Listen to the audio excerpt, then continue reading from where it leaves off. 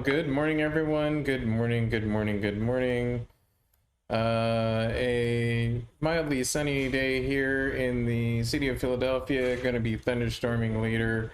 My apologies for any background noise. We do have a little bit of construction going on in the home studio here.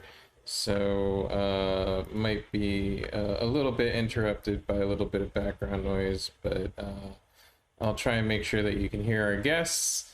I'm James Jackson, executive producer, Light Thief Productions. I'm your host, and here with us today we have Tamara Anderson of Gumbo Lab.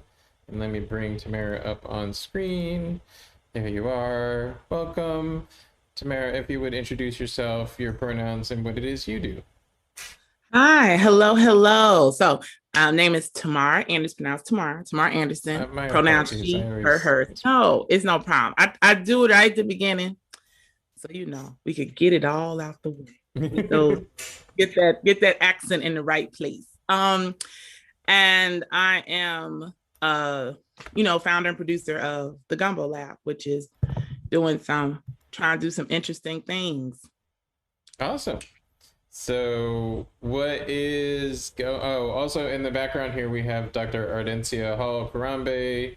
I will bring Dr. Hall on later to introduce herself, and but let's talk a little bit about Gumbo Lab and Theater Week and what is it y'all are doing for theater. We got Theater Week coming up this week. We do. So we don't have any pieces in Theater Week because we had just really finished like showing all of our pieces up and through Theater Week and had a really good before Theater Week had a really good showing.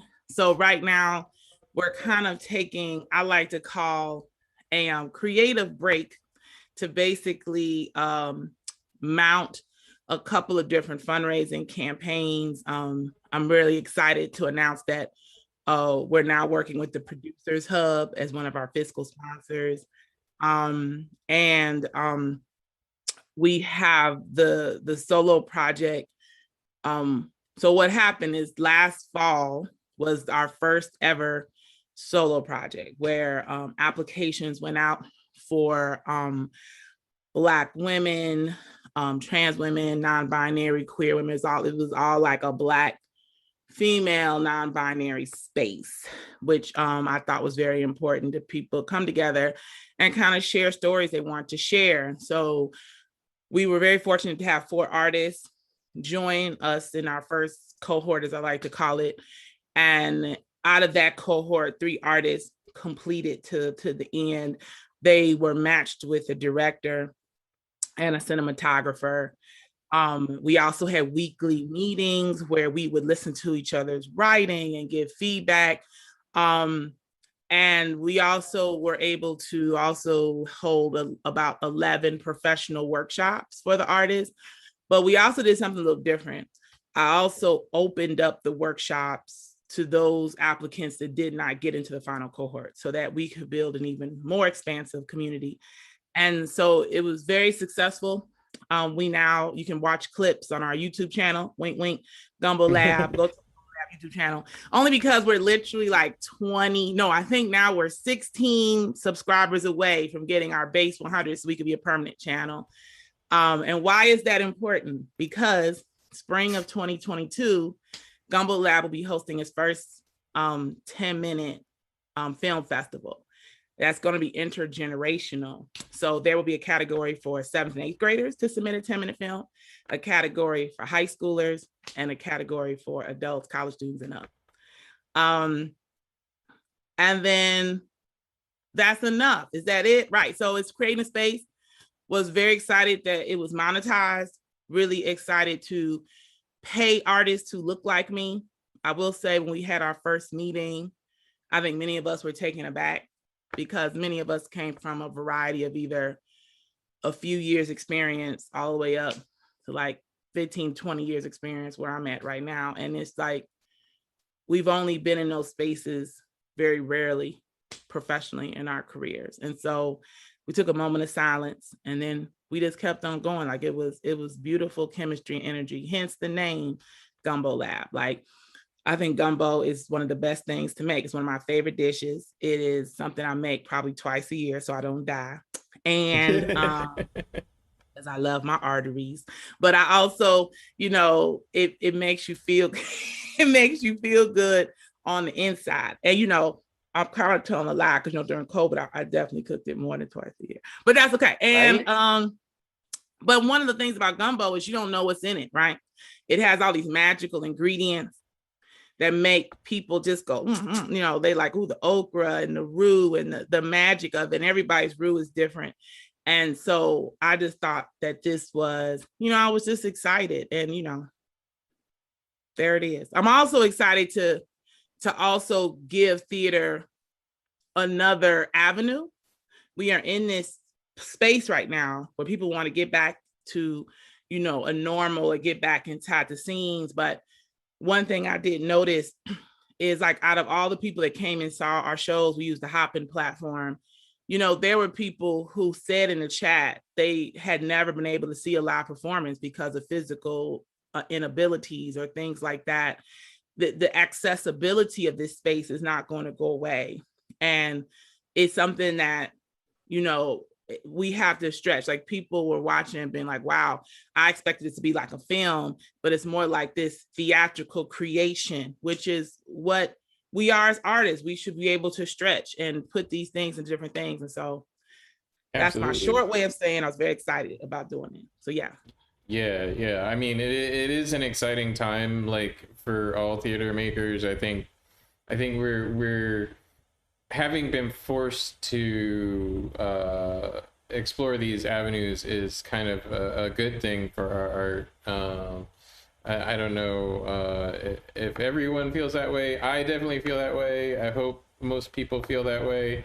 I think it's an excellent thing for our Dr. Hall has her hand up. I'm gonna bring you on screen, Dr. Hall. Introduce yourself, your pronouns, what it is you do. So my name is Dr. Ardencia Hall Karambe, and I am a professor of theater, and I'm also a theater creative. Do theater and textile art, director, producer, writer, all that fun stuff. Me and Tamara are in the same league, that kind of thing. So yeah, I was raised my hand to agree with you in that when you said you don't know who agrees, that this is a good time for theater. So I raised my hand to show that, yeah, I think this has been, an excellent experiment. In theater as we get ready, as we move further into the 21st century, and how this art form that is so old has been able to continue to stretch and move and change itself to fit what's happening within the society, within the environment. So yeah. And I love gumbo, girl. We're gonna have to have a gumbo contest because I'm here for it. Can't get all of us together and talk about food without there being some throwdowns and folks being like, look. The gauntlet has been tossed.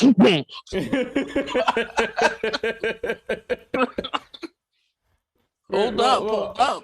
Yeah, we'll always that's why it's invitations to the barbecue. You don't get no invitation to the barbecue. You can't cook.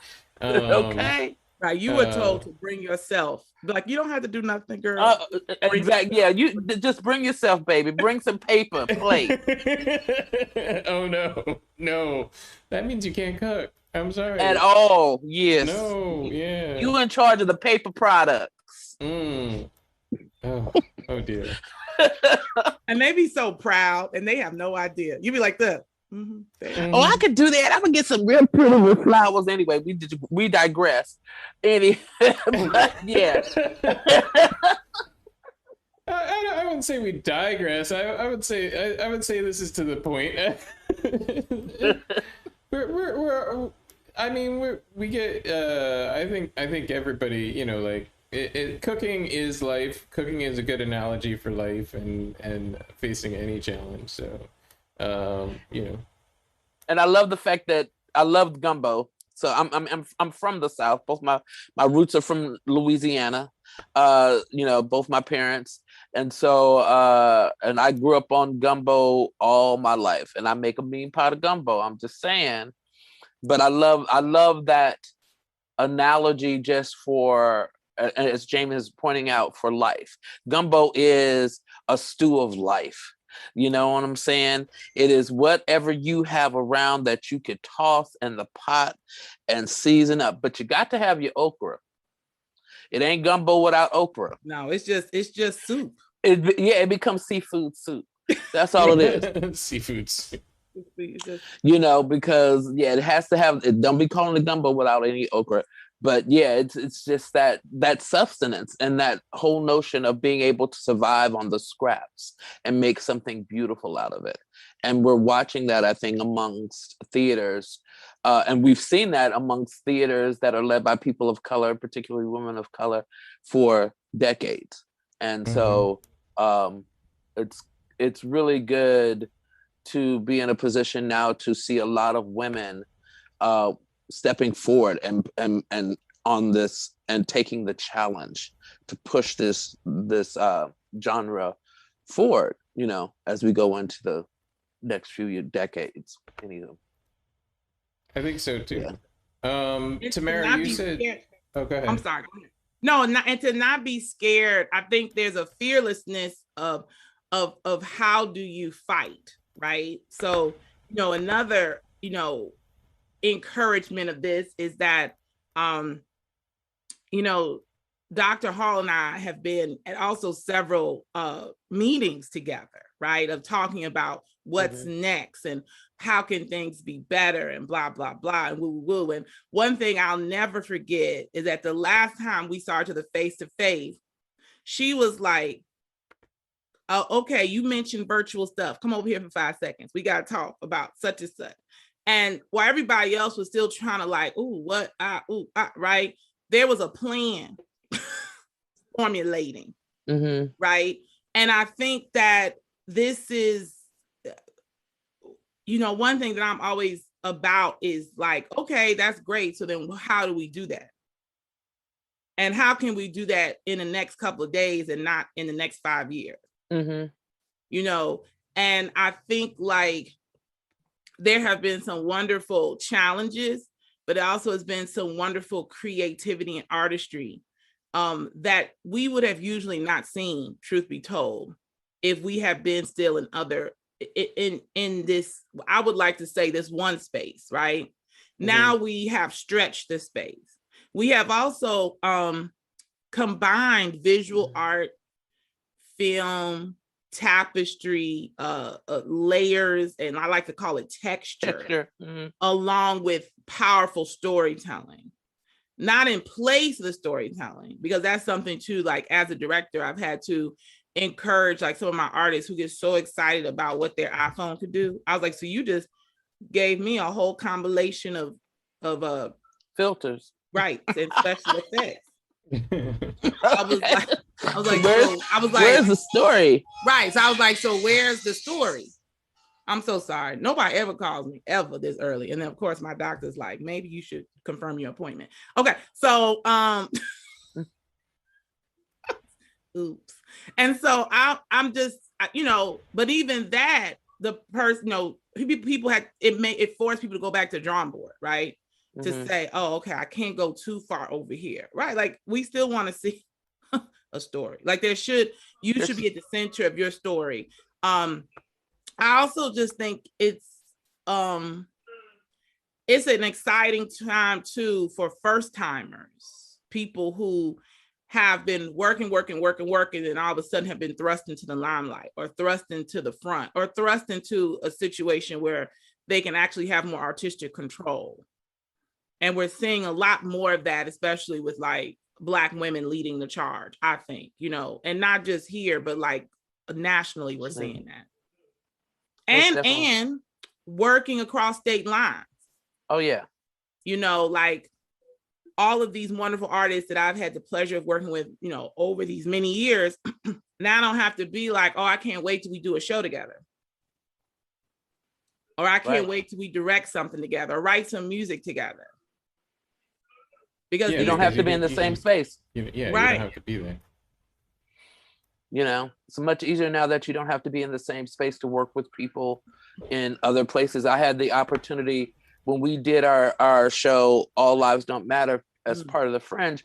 I was working with groups in Africa, theater groups in Africa, to make sure that they would be able to see it. And then they were exchanging shows. We were trying to get up to exchange shows with them so we could see their shows and stuff like that they were putting up on Zoom. So it has been, you know, very, you know, we had people watching in London and Germany and as I said, in Africa and all these places that people would normally not be able to get to see live theater. So that has really been spectacular. And, you know, and so it's been just a wonderful moment, I think, right now in that sense. And something you said in the meshing of all of these different genres, it reminds me, because I'm an old head.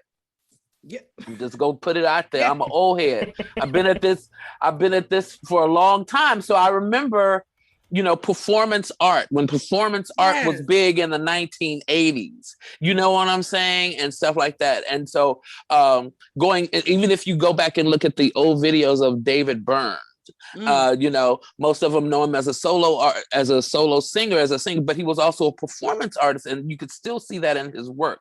And so that notion of combining film and music and dance and theater in this somewhat conjointed way that's not always linear. Yeah, you know what I'm saying? That it's good to see that come back and being put forth in this method.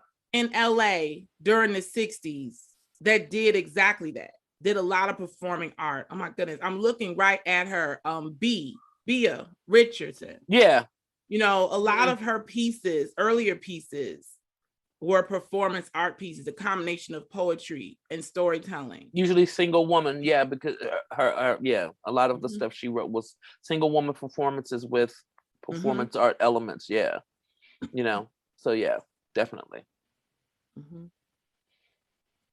All right, awesome. I think I mean I don't know exactly how to segue in this moment. I'm messing with a layout here to make us all a little bit more visible. Okay.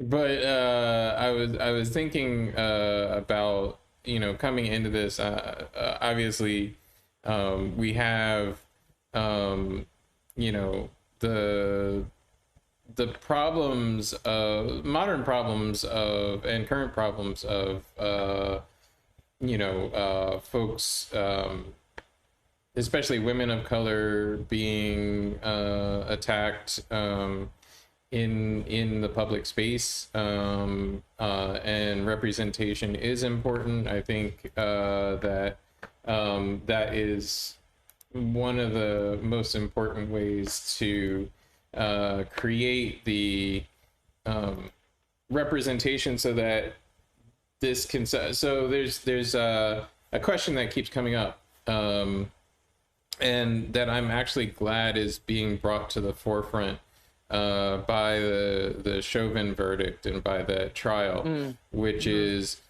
something that I've been asking, and other people of color, newsmakers have been asking, and artists have been asking, which is, how do we not, you know, attain justice, but how do we make sure that this doesn't happen again in the future?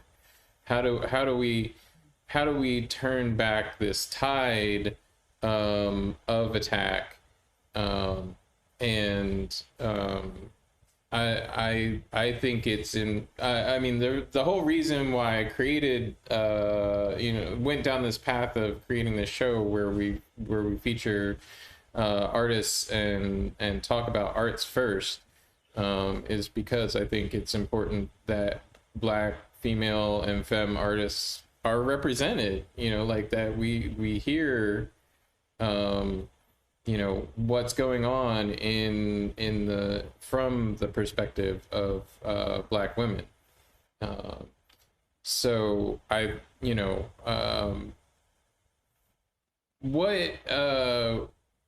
where one of my contentions has always been that that this problem that we're going to segue into, which is gun violence. You know, it's gun violence whether it's cops shooting people, shooting a 15-year-old girl, whether it's a Black man shooting another Black man on the street, whether it's, you know, a white guy shooting up a city block because they think that they're being tempted by Asian women. You know, it's all the same problem of gun violence. Am I crazy for thinking that we can look at that we need to look at this problem in a different way, that we need to bring a different perspective? Well, I think we have to actually, so not to backtrack, I also think we are missing always historical contextual. We have to always put this in, contextualize it, right? Guns have always been used to protect property. Property has always been connected to bodies and buildings and money, segue to capitalism. So, and then on top of it, a nice cherry of white supremacy.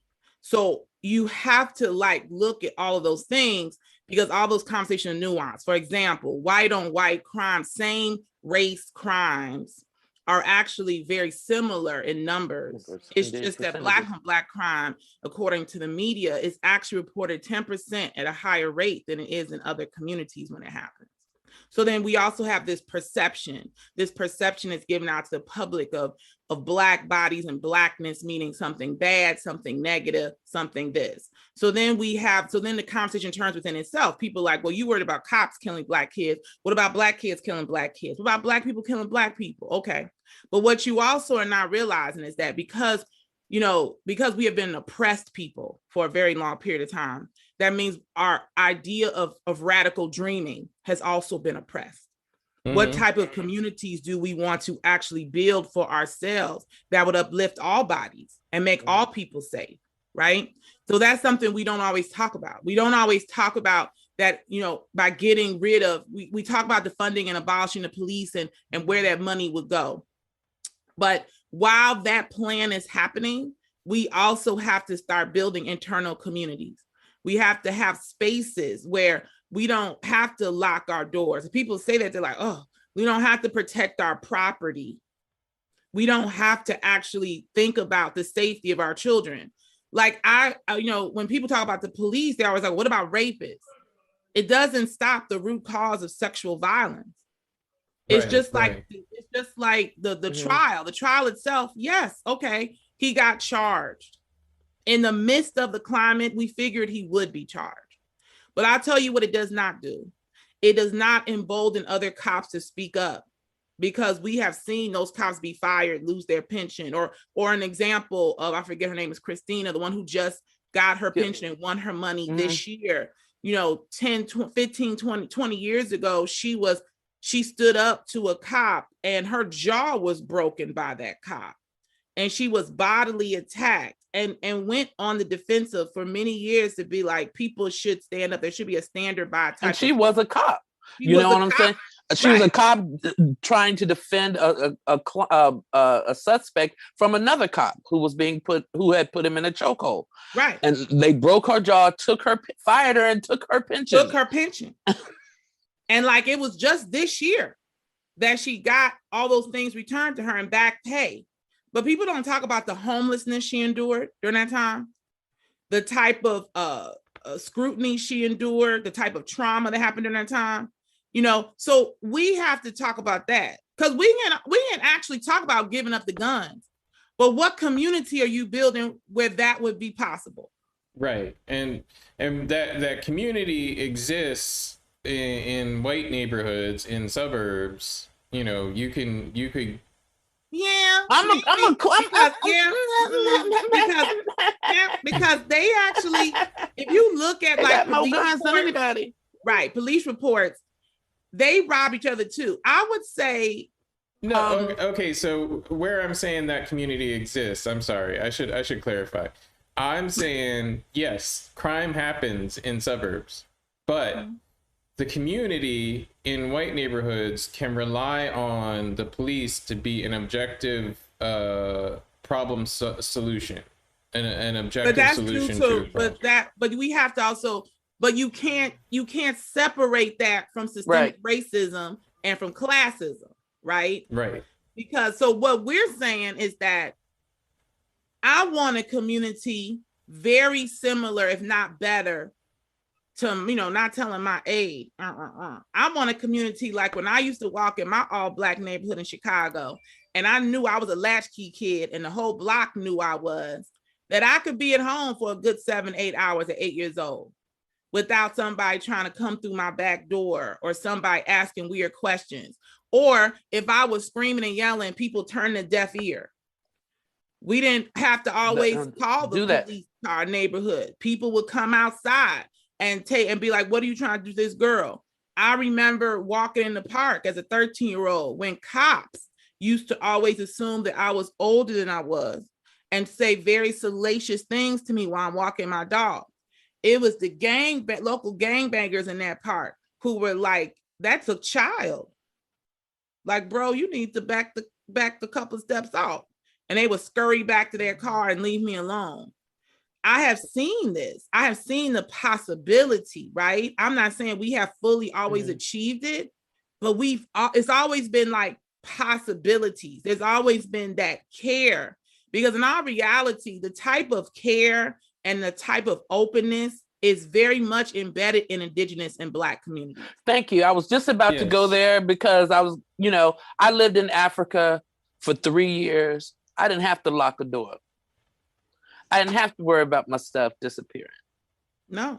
I didn't have to if something happened to me, my neighbors were there. I didn't have to worry about that stuff. You know what I'm saying? It's a much more communal sense. And it's not to say that people didn't value their property. They don't value their property over people. Yeah. And so, they had guns, but they didn't use guns against people. They had very few guns.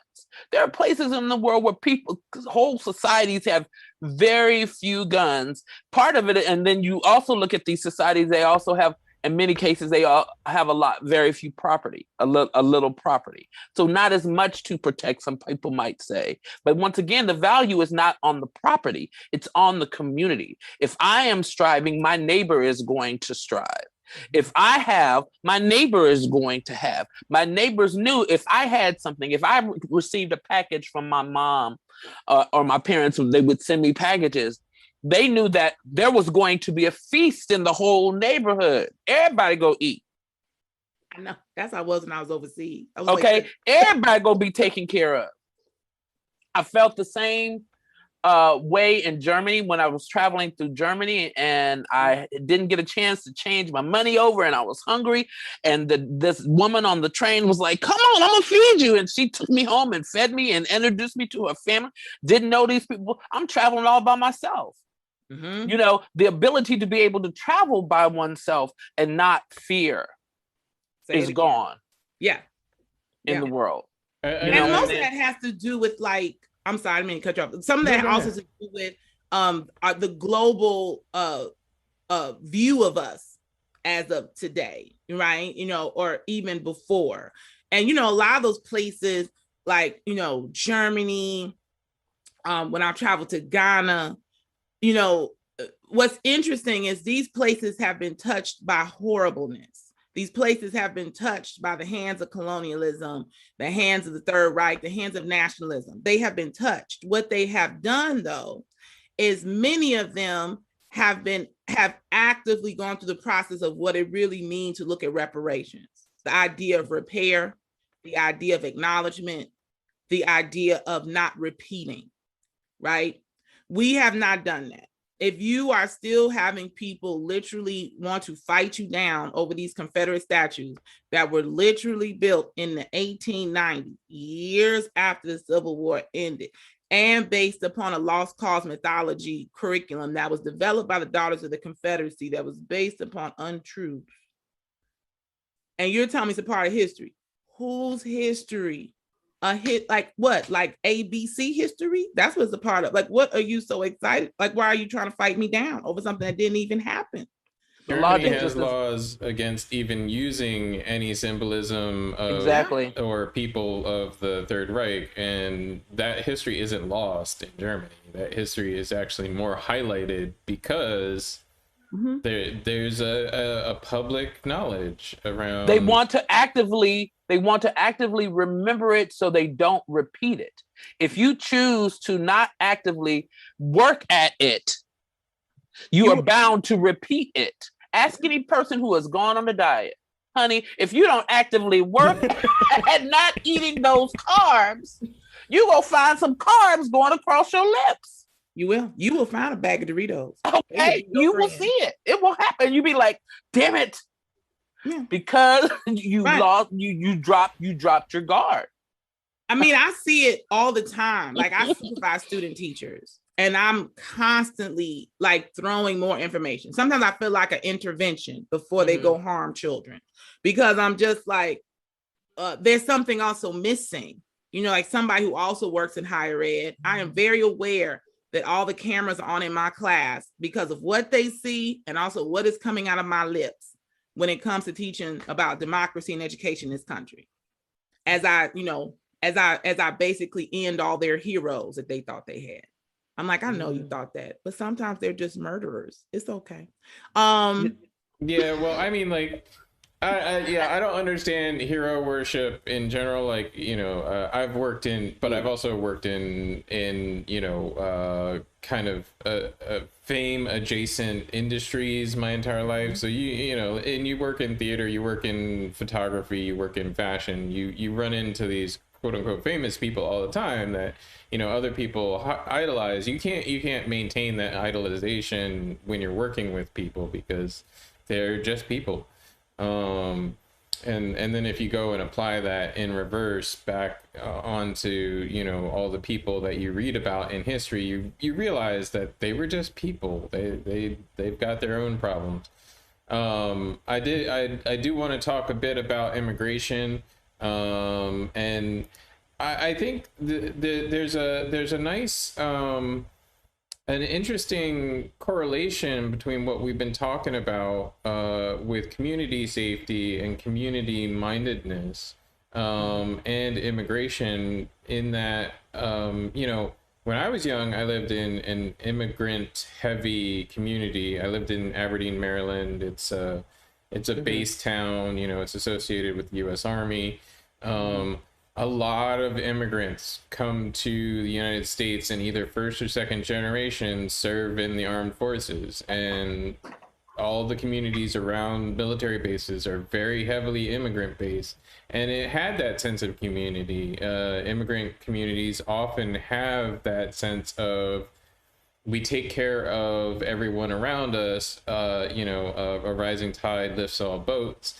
Let's, you know, if my sister over here, you know, may not be from my same country, but, you know, they're just like me, you know, a fish out of water here in this strange land, and I need to make sure that they're taken care of.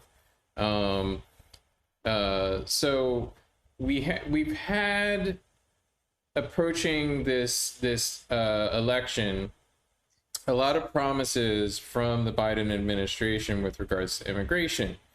And this immigration conversation has taken a back seat over the last couple of weeks because we've had the Derek Chauvin trial, because we've had, you know, we've had the multiple murders of Black people by police officers. I don't quite understand how that happens all the time. That's not true. I don't understand exactly how it happens, but I'm tired of talking about it at some point. But these promises were broken. These promises about immigration were broken, and I'd like to talk about that a little bit. I feel like our Black community is an immigrant community, even though we've been here for 400 years. Yes. I was waiting, Ardencia, for you to jump on. Ardencia seems to be thinking. I'm listening. But yeah, I'm gonna let you go first, sister. And I think so this is the thing. I think being a captured and kidnapped community versus an immigrant versus the willingness to come here. There is a difference. Which is why even in Germany, they have some interesting issues of how they treat their Black immigrants, especially Black French immigrants in their country. Mm-hmm. Despite the rules and laws on the Third Reich, they have them in France are having some things. I think that, because I do agree. I agree immigrant communities come over, and mostly because, they've come to find themselves also in each other, right? That they find this commonality in what has brought them here and what they seek to achieve and what they seek to gain and what they really strive to have in America and how they've come here for safety. Black people in the US did not come here for safety. We were thrust here, forced here violently. And that type of violence, especially if you think about trauma and DNA and how that works, that type of violence and that type of that all of that stuff also lives in us, right? It permeates our very spirit. And I'm not trying to say it in, some people say, well, that's just a defeatist attitude. We have to get over it. Oh God, no. When we look at even the timeline of enslavement and oppression versus the time we were a bit out of it, we are still just in the teen years of being out of it versus how much time we spent in it. And so that means that the way even our children are taken from us, not just from guns, but from social services, from sexual violence, from just how things are done. We are in constant protection mode as parents and as individuals. It is very seldom, a perfect example is going to a kindergarten class filled with Black children and then seeing those same children by the time they hit first grade. They've changed. But if you go to a space of white kids in especially white upper class kids, I really want to put class in there, white upper class kids in kindergarten, and you watch them go to first grade, they have been taught that this world is safe for them. It's actually been, confirmed in everything that they do. Whereas the opposite has been confirmed for us. I have seen white adults tell Black mothers to control their children. Watch your child. Why is your child doing this? For just being a child. So I think that, all of that anxiousness and trauma and all those things have to all continuously be worked on and talked about as we build community. Because it's not like one has to happen before the other. They all have to kind of happen at the same time. We also have to we have to stop thinking that the word white supremacy is a bad word, or like my friends, say white terrorism. We have to stop thinking that it's a terrible thing to say when we see examples of it every day. And just think about how many to say. Right. How many examples do you think we had before cell phones recorded? Mm-hmm. I have girlfriends who I have a girlfriend who literally went to go pick up her brother when the naval boat used to stop right down there at the river near Penn's Landing. She drove down there to pick him up. She got a little lost, and a cop followed her and was like, hey, why don't you go under this viaduct, under this bridge? You know what that meant. It just so happened, by pure happenstance that situation didn't become bad. But everybody I know over the age of 50 has 1, 2, 3, 4, 5, 6 stories like that. I mean, I've related it before on this channel, but I as a person in his early to mid 40s was literally run out of a town in South Jersey by police violence. I consider what the PPD and the mayor's office did here in Philadelphia on Saturday police violence too. They deployed $2 million worth of officers when there were literally no protests planned, and there was 150 people that had a spontaneous protest, but that was 150 people. You could have put like 12 bike cops on it. You could have stayed at home. You could have stayed at home. Yeah, you really could have. 150 people aren't gonna. And then we have this repeated. Sorry, I'm gonna go off on a little bit of a rant here, but we have this repeated,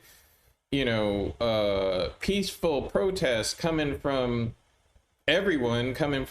We got these people out here in Philadelphia. Like there's a group of pastors, a group of black pastors talking about peaceful protesting, and I'm sorry. I mean, I know people find comfort in religion, but dear black pastors, please stop. Please get out of politics. Provide comfort to your flock. Don't try and affect the politics of your flock. And I'm gonna say, James, that's really hard. That's gonna be hard because the black minister has always been part of black politics, right? Since the very beginning of our foundation in this country. So it's going to be real hard. They have always usually been the spokesman. And I want to point something that, being in my 50s, at the end of the boomer age, I remember growing up where my parents we didn't lock the doors to our house.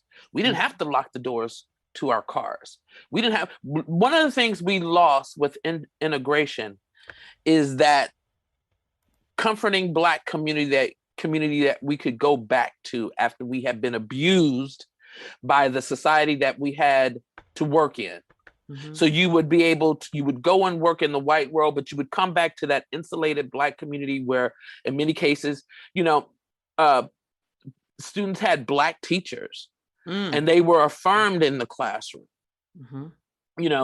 Everybody on the block knew your name. I would get in trouble at the community center, which was on like 3rd Street, and I lived on 7th Street, and literally every block I walked on, by the time if I did something on 4th Street, when I hit 5th Street, somebody knew on 5th Street, somebody knew on 6th Street, and every time they, wait till your mama hear about this. Yeah. Every damn block, really? Every block? I know you were like, did all y'all call on that phone? Yeah, there was a party line in the neighborhood. There was a party line in the neighborhood that kept a check, and those things don't exist. As was pointed out, we turn a blind eye to violence on other people in communities these days. We just let somebody get beat up. We'll film it on our camera and think we're doing some type of social justice action. I'm gonna film it rather than intervene.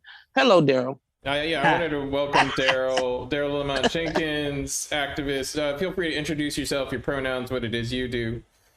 Daryl Lamont Jenkins, he, him. I'm the founder and executive director of One People's Project, based in New Brunswick, New Jersey, and right now I'm about 15 minutes away from Perth Amboy. And the reason why I bring that up, because that's one of the latest issues, one of the latest hot spots. Well, maybe a warm spot, because happily there was no one killed, but it was annoying. And it was just reminding us that things aren't over. I don't know if anybody was talking about it before I came on, But ironically enough, I'm going to my bishop to talk about it. Yeah. Well, I also think too, Yes. like we have, like, I think about like Reverend Barber.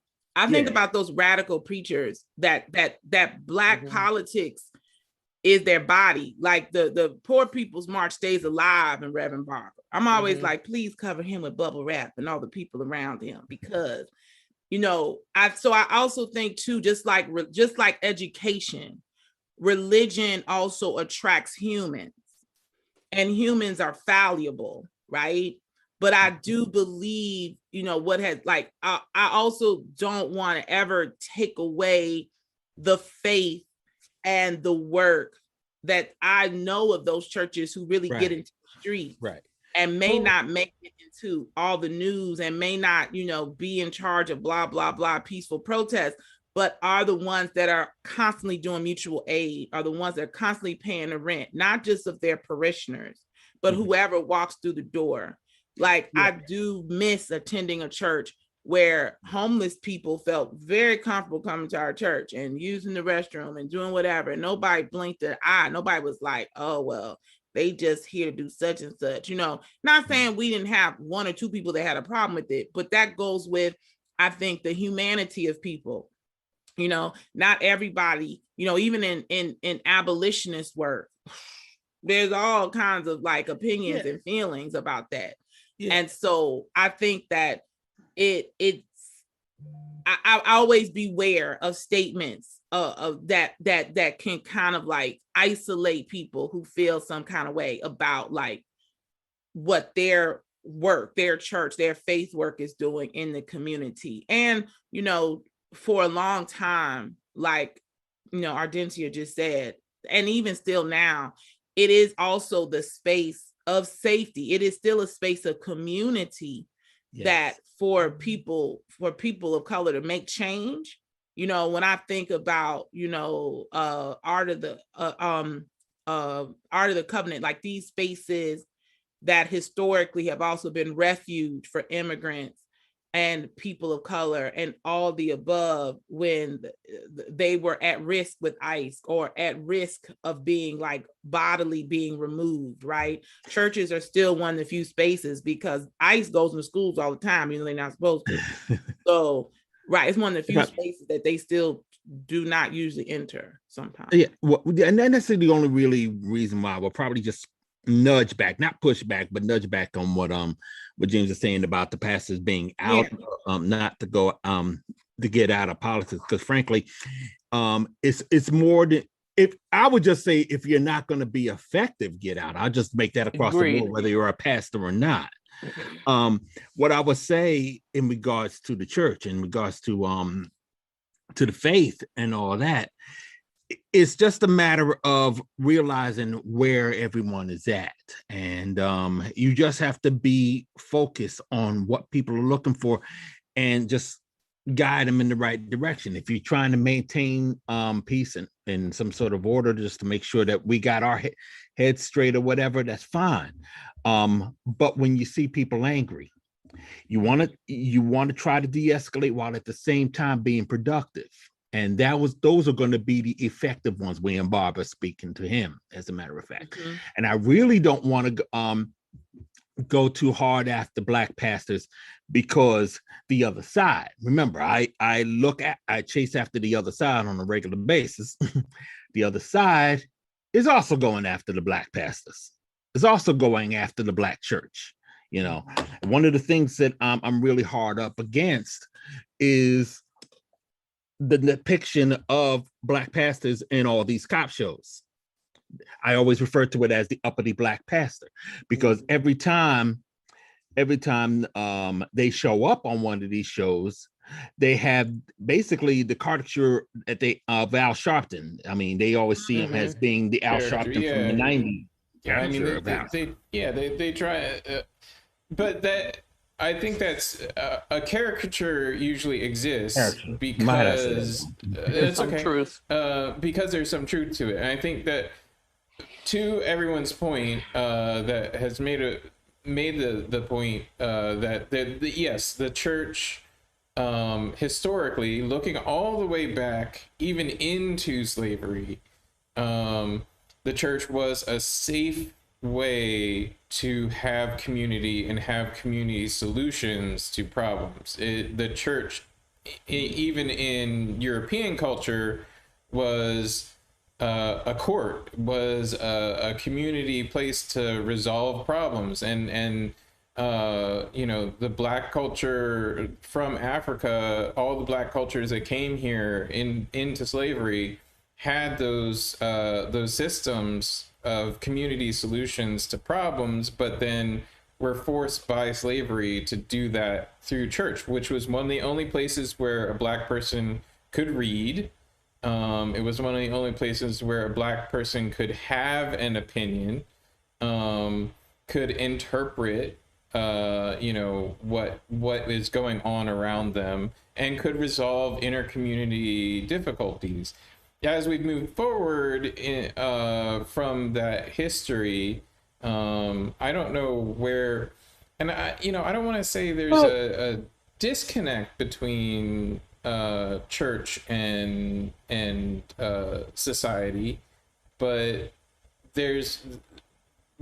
at some point throughout our history, most of American society stopped relying on the church to solve community difficulties. Yeah, that's true. That's very true. I will tell you that there is more. I will submit. Ironically enough, my office is in a church building, but but I will say that there is not so much of a disconnect, not so much of a detachment, but just people moving on and finding resources beyond faith-based resources.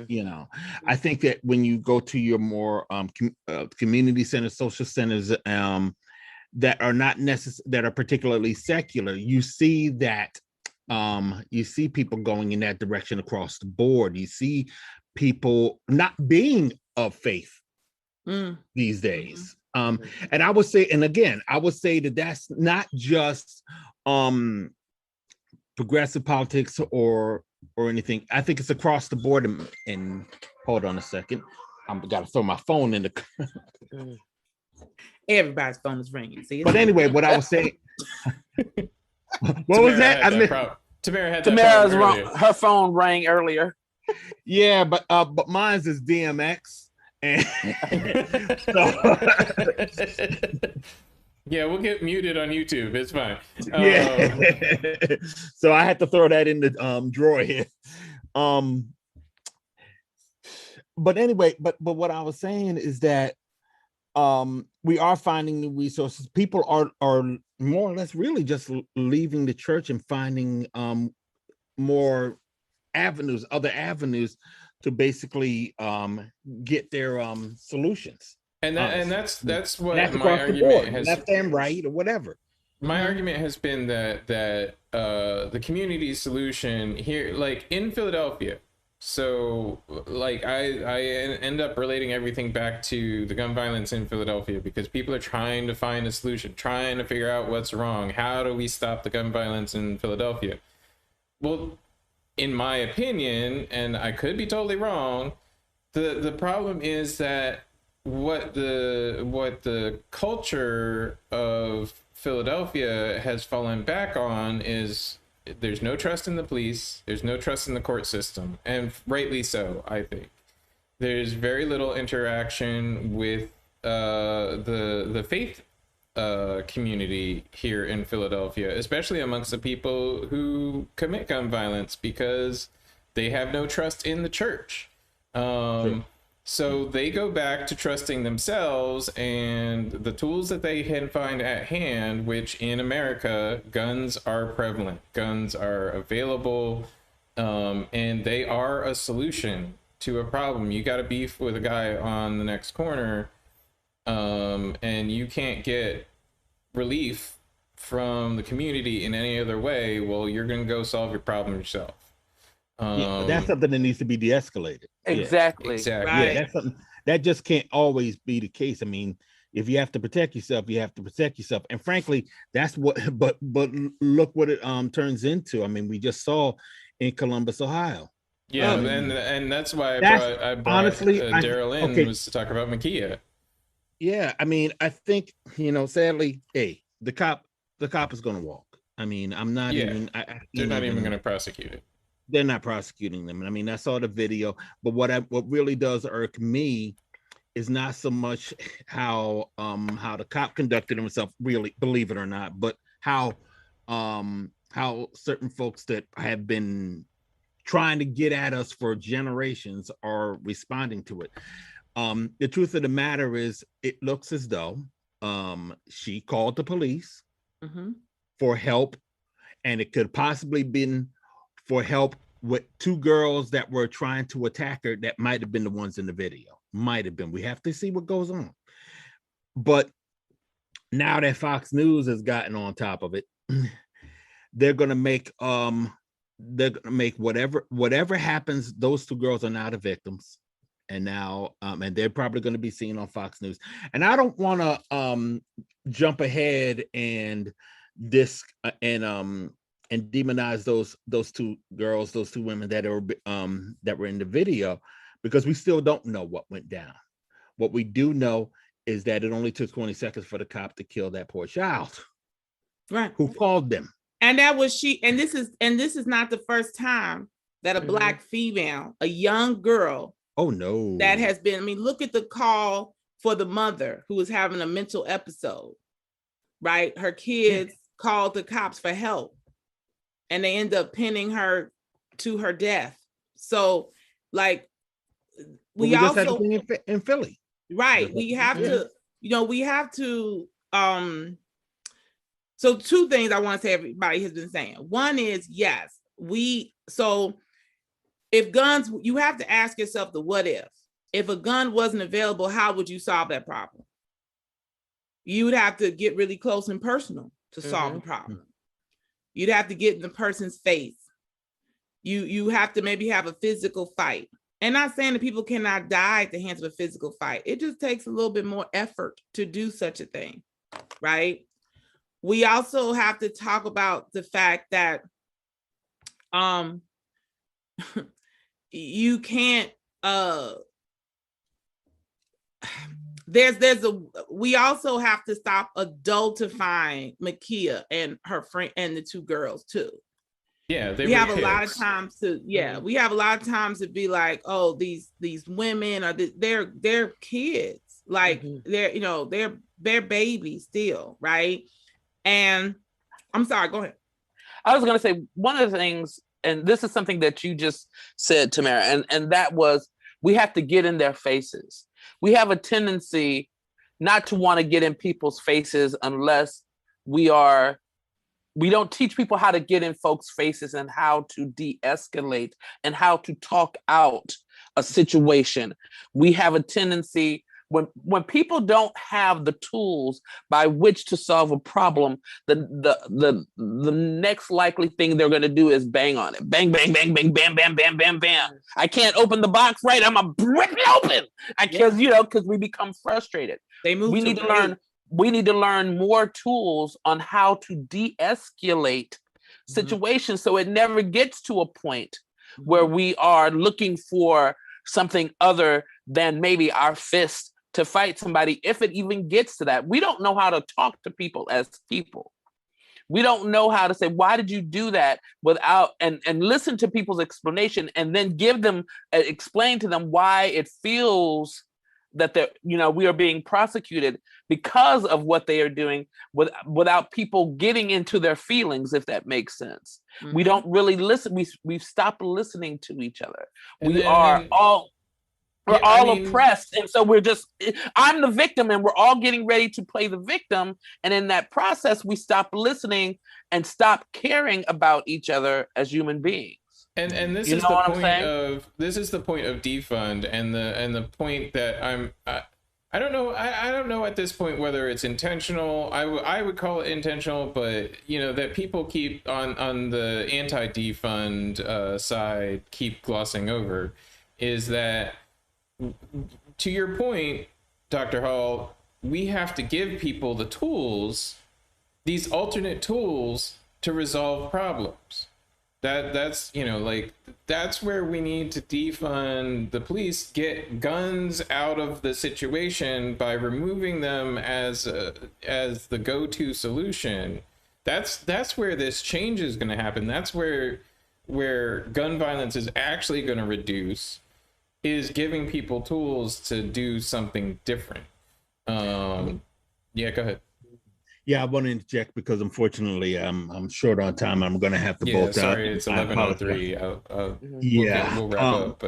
But what I will say is that that's ultimate. We already know that the reason why people keep distorting what defund the police means is because change is going to threaten those that don't want that change. Change is going to threaten those that want to conserve what we have, because it works for them, even if, and probably particularly because it doesn't work for us, And we're just going to have to blow past that, but we're going to have to keep on making our points repeatedly, reinforcing our points repeatedly, and we are going to end up getting the solutions that we want.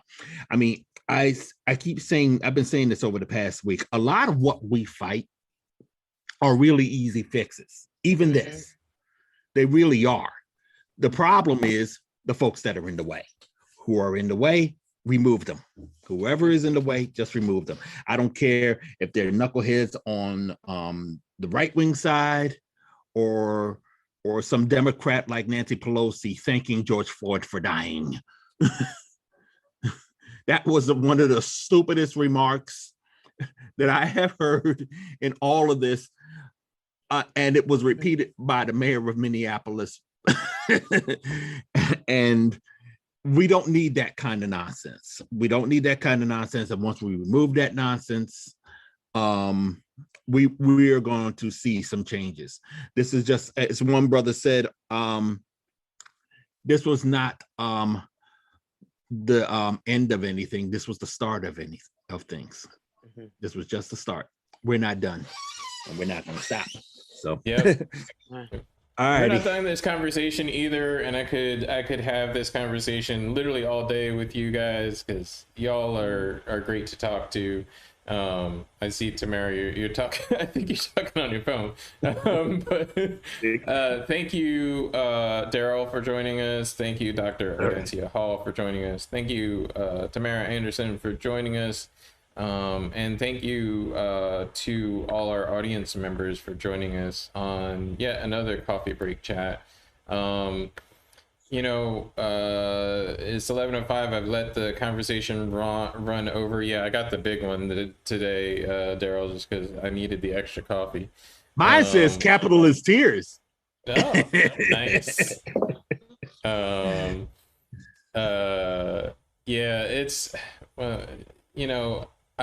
we need to continue having these conversations, and I want to thank you guys for coming on again this morning. Daryl, just so folks know, jumped on like last minute. Like I literally messaged him last night right after watching the Makia video, and I was like, and this is the second week in a row that we've done this because the breaking news has changed what we need to talk about at the last minute. Hey, can I point I want to hype up something Go ahead. that might be a good thing for people to watch. There is a short film on Netflix that's up for an Oscar. It's done by Trayvon Free, who was an actor and a writer. He worked on The Daily Show and with Samantha Bee, and his and the name of the program, or rather the show, is called Two Distant Strangers. It's a short film. Again, it's up for an Oscar, and just take a look at what it is we're talking about today and apply Groundhog Day to it.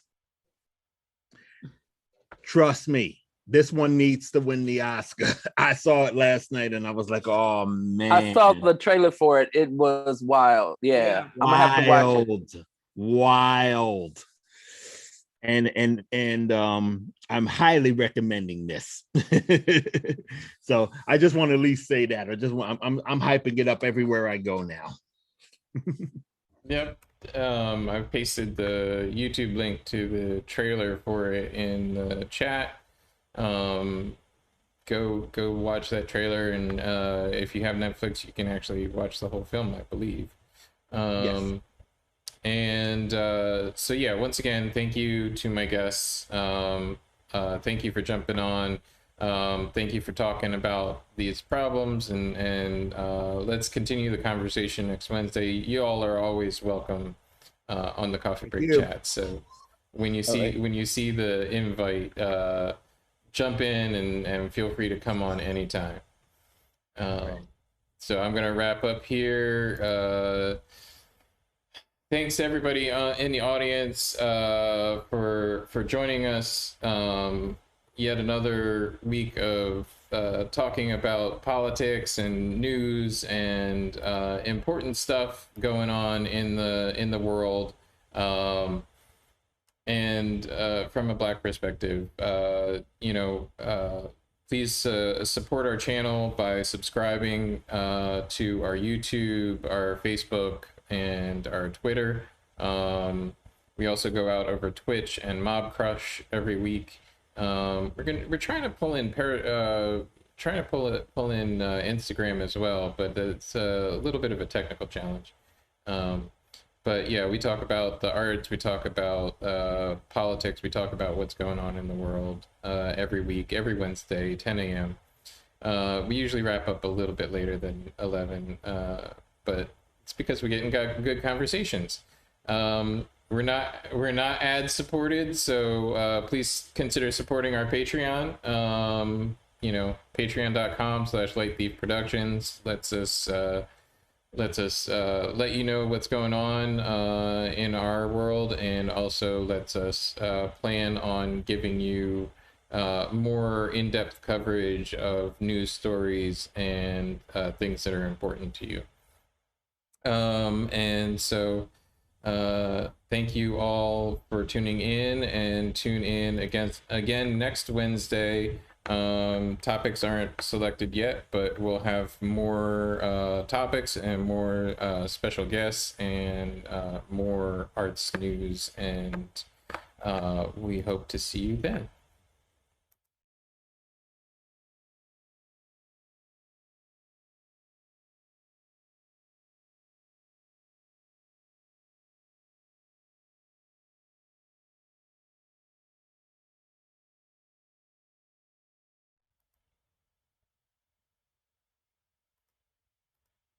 Written by Karen Smith. You're excited as well. I'm going. Thank you, James. Thank you, everyone. Really appreciate it. And again, tune in next week. Go see Theater Week, and we'll talk to you then. Bye.